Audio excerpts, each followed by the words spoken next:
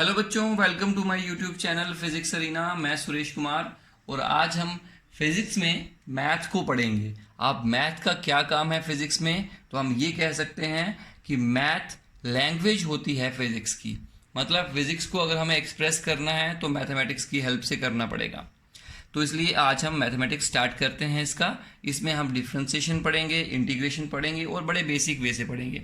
Mathematics में आप कैसे पढ़ते हैं वो एक अलग बात है, हम यहाँ पे एक अलग तरीके से चीज़ों को समझेंगे। तो सबसे पहले बच्चों हम एक बेसिक फंडा समझेंगे कि फंक्शंस क्या होते हैं। सबसे पहला हमारा जो टॉपिक है वो है फंक्शन। फंक्शंस क्या होते हैं? मैथमेटिक्स में रिलेशन एंड फंक्शंस एक चैप्टर है और फंक्शंस क्या है मैथ्स में हमें उसको समझना है। देखिएगा बच्चों, हमारे इस नेचर में बहुत सारी क्वांटिटीज़ ऐसी होती हैं जिनकी वैल्यूज़ बदलती रहती हैं और हम उन्हें कहते हैं वेरिएबल क्वांटिटीज़, और कुछ ऐसी क्वांटिटीज़ हैं जिनकी वैल्यूज़ हमेशा फिक्स रहती हैं और उन्हें हम कहते हैं कांस्टेंट क्वांटिटीज़। तो जो वेरिएबल हैं वो वेरिएबल कोई एग्जांपल लेकर चलते हैं, जैसे टाइम और डिस्टेंस का। तो देखिए बच्चों, टाइम और डिस्टेंस, मान लीजिए जब टाइम 1 सेकेंड था तो डिस्टेंस 1 मीटर था। जब टाइम 2 सेकेंड हुआ डिस्टेंस 4 मीटर हो गया। जब टाइम 3 सेकेंड हुआ डिस्टेंस 9 मीटर हो गया। जब टाइम 4 सेकेंड हुआ डिस्टेंस 9 के बाद 16 मीटर हो गया। तो देखिए बच्चों, जैसे जैसे टाइम इंक्रीज कर रहा है डिस्टेंस भी चेंज हो रहा है। तो हम ऐसे कह सकते हैं कि डिस्टेंस की वैल्यू टाइम की वैल्यू पे डिपेंड करती है। मतलब ये डिपेंडेंट क्वांटिटी होगी और ये इंडिपेंडेंट क्वांटिटी होगी। फिर से हम कर सकते हैं, आपने कभी देखा होगा, फॉर एग्जांपल जैसे मान लीजिए मैं एक x ले लेता हूं और यहाँ पे y ले लेता हूं। अगर x की वैल्यू 1 हुई y की वैल्यू होगी 1। अगर x की वैल्यू 2 हुई y की वैल्यू होगी कितनी होगी, मान लीजिए 8 हुई। x की वैल्यू जब 3 होगी तो y की वैल्यू 27 होगी। जब x की वैल्यू 4 होगी इसकी वैल्यू 64 होगी। जब x की वैल्यू 5 होगी इसकी वैल्यू 125 होगी। तो देखिए बच्चों, y जो है वो x की वैल्यू पर डिपेंड कर रहा है, इसलिए y जो है वो इंडिपेंडेंट नहीं डिपेंडेंट क्वांटिटी होगी और x इंडिपेंडेंट होगी। और इन दोनों के बीच में रिलेशन क्या है, देखो, अगर आप x का क्यूब करोगे तो आपको y मिलेगा, तो y equal to x cube, इस तरह से बन गया। इसी तरह से हमारे नेचर में ऐसी बहुत सारी क्वांटिटीज़ होती हैं जो क्वांटिटीज़ दूसरी क्वांटिटीज़ पे डिपेंड करती हैं। जैसे मैं आपको बता सकता हूँ, आप एग्जांपल के लिए मान लीजिए आपके घर में टीवी है। टीवी का जो रिमोट है वो जैसे जैसे बटन दबाएगा वैसे वैसे आपके टीवी के चैनल चेंज होंगे। तो हम कह सकते हैं TV is the function of remote. बिल्कुल। अब मान लीजिए फिर से देखिए, क्योंकि टीवी यहाँ पर ऐसे फंक्शन कर रहा है जैसे रिमोट कहता है। मान लीजिए एक दोस्त है, लड़का है, उसका नाम चुन्नू है, दूसरे दोस्त का नाम मुन्नू है। चुन्नू मुन्नू दोनों बहुत अच्छे दोस्त हैं, लेकिन चुन्नू जो कहता है मुन्नू वही करता है। मतलब मुन्नू खुद अपनी मर्जी से कुछ नहीं करता, वो सारे डिसीजन किस पे छोड़ देता है, चुन्नू पे। चुन्नू जैसे जैसे कहेगा मुन्नू वैसे वैसे करेगा। तो इसका मतलब क्या हुआ कि Munnu is the function of Chunnu. कहने का मतलब मुन्नू वैसे फंक्शन करेगा जैसे उसे चुन्नू कहेगा। इसी तरीके से बच्चों देखो, यहां पर हम लिख सकते हैं y is the function of x। बिल्कुल, y वैसे फंक्शन कर रहा है जैसे x कहता है। इसी तरीके से यहां पे देखिए x is the function of t। Distance वैसे बदल रहा है जैसे जैसे टाइम बदल रहा है। तो देखिए, एक इंडिपेंडेंट या डिपेंडेंट क्वांटिटी होती है, एक इंडिपेंडेंट होती है। डिपेंडेंट क्वांटिटी इंडिपेंडेंट क्वांटिटी पर डिपेंड करती है, तो इस वजह से इसका वैल्यू इसकी वैल्यू को देखकर बदलता है। अगर हमें इन्हीं इक्वेशंस को मैथमेटिकली लिखना है तो हम ऐसे लिखते हैं, अगर मैं इसको लिखूंगा y is the function of x। बिल्कुल, या फिर ऐसे लिखिए x is the function of t। तो लिखने का मैथमेटिकल स्टेटमेंट लिखने का तरीका ये होता है, y is the function of x। तो ये है फंक्शन। और इसी तरीके से अगर हम x और y के बीच में ये रिलेशन लिख देते हैं, ये रिलेशन जो है वो x और y के बीच में है कि x का क्यूब करोगे तो y मिलेगा। तो बच्चों ये जो इक्वेशन बनती है इसे हम फंक्शन कहते हैं, दिस इज कॉल्ड फंक्शन। इसी तरीके से y equal to sine x, आपने सुना होगा, ट्रिग्नोमेट्रिक फंक्शन कहते हैं इसको। अब जैसे जैसे x बदलेगा वैसे वैसे y बदलेगा। आप जानते हैं अगर मैं x यहाँ लिखूँ y यहाँ लिखूँ, x 0 डिग्री है तो y कितना होगा, 0 होगा। साइन 0 डिग्री 0 होता है। x 90 डिग्री है, बल्कि एंगल की बात कर रहा हूँ, तो ये 1 होगा। ये 180 डिग्री है तो ये 0 होगा। ये 270 डिग्री है तो ये -1 होगा। ये 360 डिग्री है तो ये 0 होगा। ये 450 डिग्री है तो 1 होगा। उसके बाद 630 डिग्री है या 540 डिग्री है तो ये 0 होगा। उसके बाद अगर 630 डिग्री है तो देखिए आगे 630 डिग्री है तो ये कितना होगा, that will be equal to -1। और अगर ये 720 डिग्री होगा तो ये 0 हो जाएगा। तो बच्चों देखो जैसे जैसे एंगल बदल रहा है वैसे वैसे यहाँ पर वैल्यूज भी बदल रही हैं। 0 1 0 -1 0 1 0 -1 0 फिर से स्टार्ट हो गया। तो देखिए y वैसे बदल रहा है जैसे x बदल रहा है, तो x के अकॉर्डिंग y चेंज होता है, इसलिए y कहते हैं y is the function of x। तो ये जो फंक्शन मैंने लिखा, ये रिलेशन लिखा इन दोनों का कि क्या रिलेशन है, किस तरह से ये आपस में कनेक्टेड हैं, तो ये वो चीज़ डिफाइन करता है। तो इस फंक्शन को कहते हैं हम लोग trigonometric function. This is called trigonometric function. इसी तरह से बच्चों और भी बहुत सारे फंक्शन हैं। y इक्वल टू 3x² + 2, ये भी फंक्शन है। इसमें ये इंडिपेंडेंट वेरिएबल है, ये डिपेंडेंट वेरिएबल है। y equal to cos x, this is also function. y equal to e⁻x, this is also function, this is called exponential function. इसी तरीके से y equal to log x, this is called algebraic function. तो बच्चों इस तरह से हम functions को लिख सकते हैं। तो there are so many functions like this. Mathematics में तो आप एक अलग तरीके से पढ़ेंगे प्योर मैथमेटिक्स में, लेकिन यहाँ पर हम एप्लीकेशन के लिए, अप्लाई करने के लिए हम उस एंगल से सीखेंगे। तो बेसिक एंगल इसका यही होता है। तो ये बच्चों ये फंक्शन होते हैं और इस तरीके से फंक्शन को लिखा जाता है। तो देखिए y लिखो चाहे fx लिखो, बात एक ही है। तो मतलब मैं ऐसे भी लिख सकता हूँ, y equal to sine x लिख रहा हूँ, इसको ऐसे भी लिख सकता हूँ, function of x that is y equal to sine x, बिल्कुल लिख सकता हूँ क्योंकि y और fx सेम तो है, बिल्कुल सेम है, इसलिए ऐसे लिख सकते हैं। तो बच्चों these are called functions. Functions की टाइप्स क्या होती हैं हमें उसके बारे में नहीं पढ़ना है, बस फंक्शन होते हैं, किस फंक्शन को क्या कहते हैं आपको ये समझना है। देखिए लॉगरिथमिक फंक्शन, एक्सपोनेंशियल फंक्शन, ये एक्सपोनेंशियल होता है, ई का वैल्यू रहता है 2.718 अप्रॉक्सीमेटली। जैसे पाई का वैल्यू होता है 3.14, ये ई होता है, ये भी कांस्टेंट है पाई की तरह। तो इसका पावर एक्स कर दो, ये भी एक फंक्शन बनेगा, ये भी एक फंक्शन बनेगा, ये भी फंक्शन बनेगा। और बच्चों हर एक फंक्शन का ग्राफ होता है। जैसे आपने साइन फंक्शन का ग्राफ पढ़ा होगा तो वो ग्राफ इस तरह से बनता है।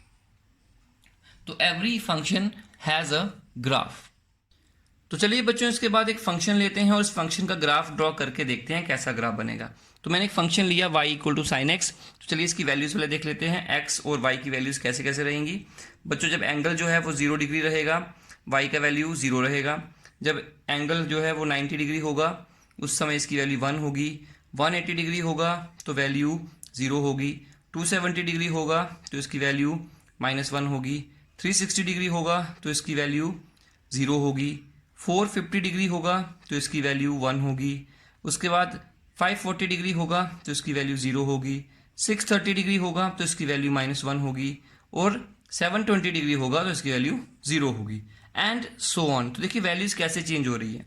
अब इसी के लिए मैं ग्राफ बनाता हूँ आपके लिए। देखिए ये ग्राफ कुछ इस तरह से बनेगा। ये देखिए ये मैंने एक यहाँ पे y एक्सिस लिया, this is your x axis. यहाँ पे मैं वैल्यूज ले लेता हूँ y की, यहाँ ले लेता हूँ मैं x की। देखिए ये आया 0 डिग्री, इसके बाद यहाँ आएगा 90 डिग्री, यहाँ आएगा 180 डिग्री, यहाँ आएगा 270, ये आएगा 360, उसके बाद आएगा 450, उसके बाद आएगा 540, फिर आएगा 630 और फिर आएगा 720 एंड सो ऑन। अभी तक 720 तक लेते हैं। तो चलिए अब देखो 0 डिग्री पे 0, तो ये स्लॉट आया। यहाँ पे ले लेता हूँ 1 और यहाँ ले लेता हूँ -1। 90 पे वैल्यू देखो 1 है तो 90 पे वैल्यू ये आती है। उसके बाद 180 पे वैल्यू 0 है। 270 वैल्यू देखिए -1 होगी शायद, चेक करिए। 360 पे देखो 0 होगी। 450 देखो 1 होगी। उसके बाद 540 पे देखो 0 होगी। 660 पे देखो -1 होगी, फिर इस पे 0 होगी। ये मैंने प्लॉट लगाए रीडिंग से।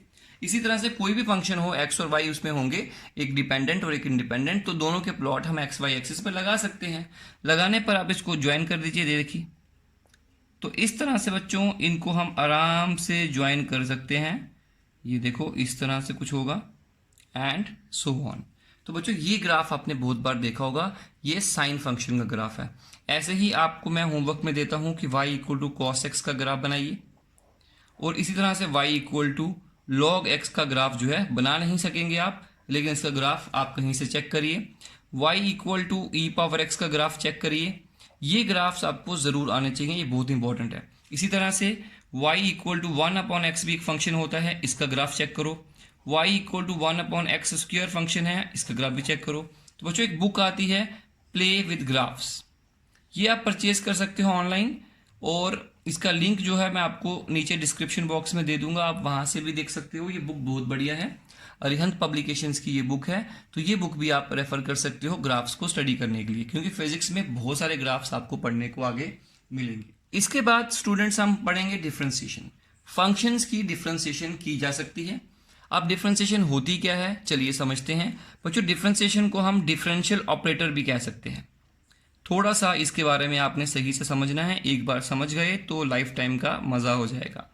This is an operator. आप देखो ऑपरेटर क्या होता है, आप लोगों ने अलजेब्रा में पढ़ा होगा addition operation, subtraction operation, multiply division operation और मल्टीप्लिकेशन ऑपरेशन। बच्चों ये सारे ऑपरेशंस होते हैं, और ये ऑपरेशन जब किसी नंबर पे लगते हैं, जैसे 5 है और 5 है, इन दोनों पे अगर ये ऑपरेशन लगा दोगे तो ये ऑपरेशन जब इन दोनों पे लगेगा तो इनकी वैल्यू को चेंज करके 10 बना देगा। इसी तरह से अगर दूसरा ऑपरेशन इन नंबर पे लगता तो इनकी वैल्यू को कुछ और बना देता। तो ये एक ऑपरेशन है जो इन पे लगेगा और इनकी वैल्यू को बदल के रख देगा किसी एक पैटर्न के अकॉर्डिंग। उसी तरीके से ये भी एक ऑपरेटर है, लेकिन ये कैलकुलस का ऑपरेटर है, मतलब ये फंक्शंस की दुनिया का ऑपरेटर है, ये नंबर्स की दुनिया के ऑपरेटर थे। जैसे ये हैं वैसे ये है, ऑपरेटर है एक तरह का। जैसे अगर किसी चीज़ को ऐड करना हो तो ये लगाते हैं, माइनस करना हो तो ये लगाते हैं, अगर बांटना हो डिवाइड करना तो ये लगाते हैं, नंबर ऑफ टाइम्स करना हो ये लगाते हैं। वैसे ही कहीं अगर इंस्टेंटेनियस स्पीड निकालनी हो तो ये दिखाते हैं। तो इसका पर्पस क्या है मेन, इंस्टेंटेनियस स्पीड निकालनी है किसी भी क्वांटिटी की, कोई भी क्वांटिटी किस रेट से बदल रही है, अगर वो कैलकुलेट करना है तो you have to do differentiation. तो differentiation is a actually process जिसमें हम किसी फंक्शन का एक ऑपरेटर उस पर अप्लाई करते हैं और उसकी वजह से उसकी वैल्यू को बदल देते हैं। अब जैसे मैं आपको बताऊं इसका सिंबल कैसा होता है, इसका सिंबल होता है d/dx। d/dx, x कौन है मैं अभी आपको बताता हूं। तो बच्चों देखिए एक्चुअली ये है क्या, इसके बारे में थोड़ा सा हम आइडिया ले लेते हैं। आप जानते हैं यहाँ पर एक फंक्शन है y और x आपस में रिलेटेड हैं। तो मैं x की वैल्यू जब 1 लेता हूँ y 1 है, जब ये 2 है तो ये 4 है, जब ये 3 है तो ये 9 है, जब ये 4 है तो ये 16 है, जब ये 5 है तो ये 25। तो ये फंक्शन है, तो y equal to x square बनेगा। ऑब्वियसली x का स्क्वायर करके y मिलता है। ये y1 ले लो। इसी तरह से एक और ले लो y2 डिपेंडेंट वेरिएबल, ये भी x पे ही डिपेंड करता है। तो ये नीचे जो लिखा होता है ना यहाँ पे, ये इंडिपेंडेंट वेरिएबल होता है। इसकी वैल्यू जब x की वैल्यू 1 है, इसकी 2 है तो इसकी 8 है, इसकी 3 है तो इसकी 27 है, इसकी 4 है तो इसकी 64 है, उसकी 5 है तो इसकी 125 है। आप सोचो अब ये देखिए कि x बदल रहा है 1 2 3 4 5, y1 भी बदल रहा है उसके साथ साथ में, और y2 भी बदल रहा है। अब मुझे ये बताओ ज़्यादा बदलने की स्पीड किसकी है, y1 की है या y2 की है? तो ऑब्वियसली y2 की है। तो हम कहेंगे rate of change of y2 with respect to x is greater than the rate of change of y1 with respect to x। इसका मतलब यही चीज़ जो हम इसका स्पीड देख रहे हैं बढ़ने का, इसी स्पीड को हमें कैलकुलेट करना होता है डिफरेंशिएशन का यूज़ करके। तो चलिए ये जो d/dx है ये ऑपरेटर है, ये ऑपरेटर है। अब जैसे मान लीजिए हमारे पास एक फंक्शन है y equal to x power n, it is a function. इस फंक्शन पे हमें ये ऑपरेटर को अप्लाई करना है। तो कैसे अप्लाई करेंगे, तो मैं कहूँगा अप्लाई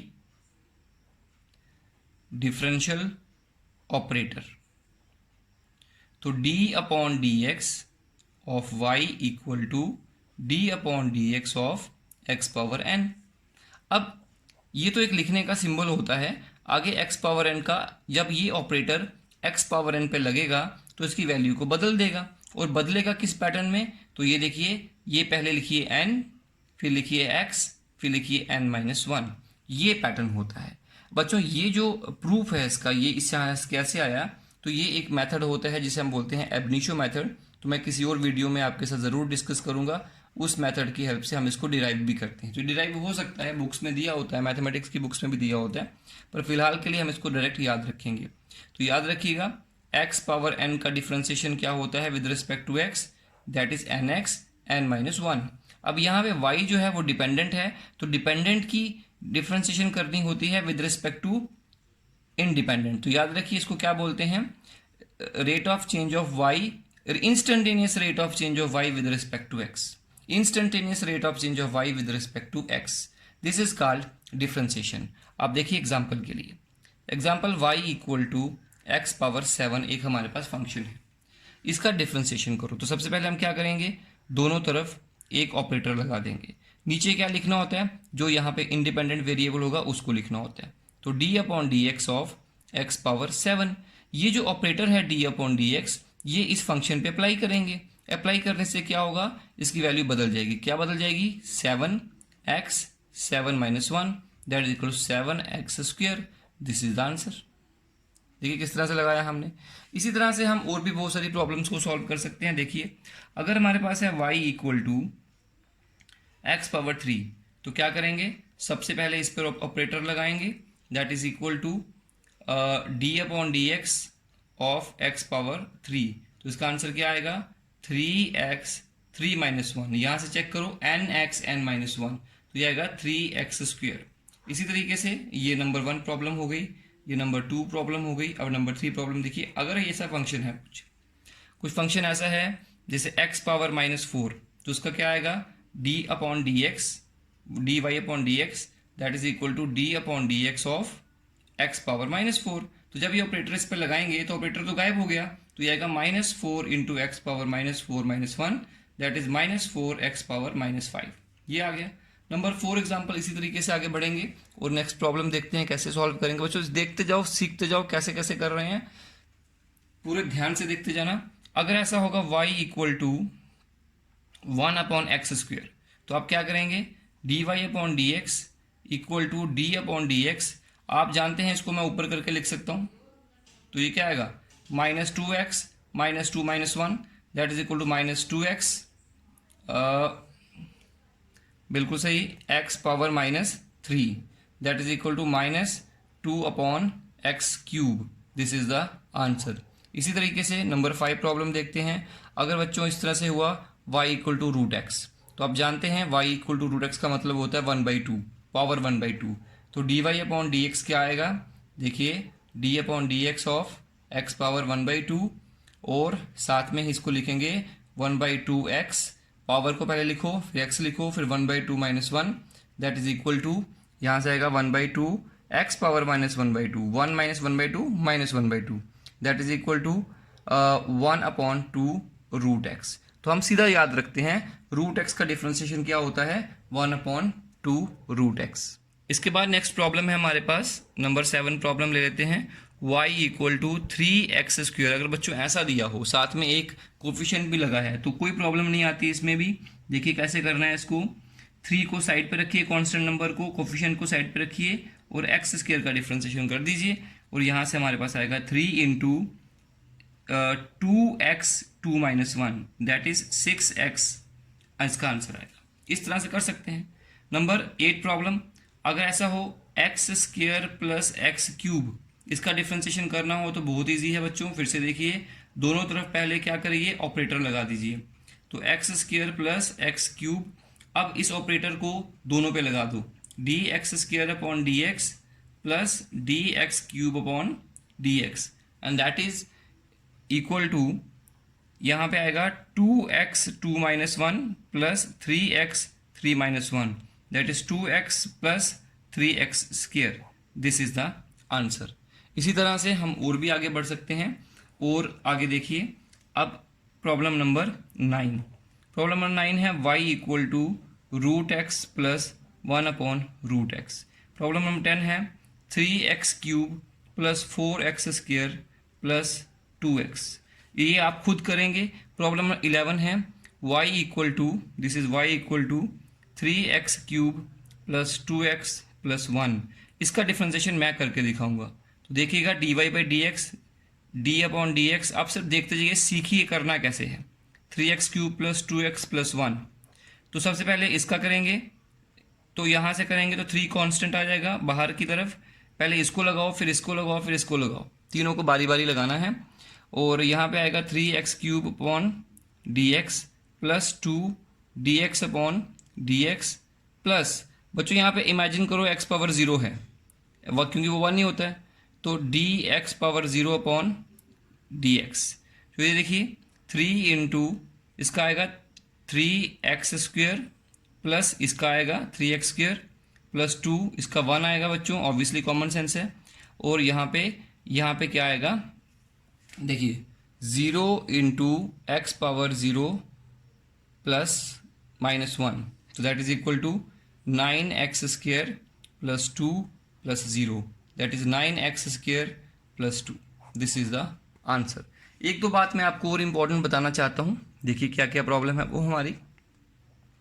देखिए सबसे पहली चीज़, अगर हमारे पास कोई फंक्शन है y equal to 6, it is called constant function. This is a constant function, क्योंकि इसकी वैल्यू कभी बदलेगी नहीं। तो डिफरेंशिएशन ऑफ कांस्टेंट फंक्शन क्या होगी, चलिए उसके बारे में देखते हैं। That is equal to d6 upon dx। देखो बच्चों, डिफरेंशिएशन होती क्या है, rate of change of y with respect to x, मतलब y x के विद रिस्पेक्ट में कितना चेंज हो रहा है। और यहाँ पे तो y की वैल्यू फिक्स है, x की पावर 0 होती है, तो x कुछ भी हो जाए तो y की वैल्यू 6 रहेगी, मतलब रेट ऑफ चेंज 0 होगा। तो याद रखिए differentiation of constant function is 0। तो बच्चों आज के लिए इतना ही रखेंगे। मैं आपको कुछ प्रॉब्लम्स दे देता हूं जो आप होमवर्क में करेंगे। देखिए सबसे पहली problem, y equal to 3x cube plus 2x। Number 2 है y equal to 1x cube. Number 3 है y equal to 1 upon x power -7। और नंबर 4 है y equal to root x plus, यहाँ इसको लिखिए cube root of x plus 1 upon cube root of x. तो बच्चों ये जो प्रॉब्लम्स हैं ये आप खुद सॉल्व करिएगा। एक प्रॉब्लम आपको और देता हूँ, नंबर 5 y इक्वल टू ई और y इक्वल टू 6 प्रॉब्लम आ गई पाई। तो बच्चों इनको आप खुद सॉल्व करिएगा और जो मैंने करवाई हैं इनको आप एक बार खुद भी प्रैक्टिस करिएगा। नेक्स्ट वीडियो में हम इसी के साथ आगे कंटिन्यू करेंगे।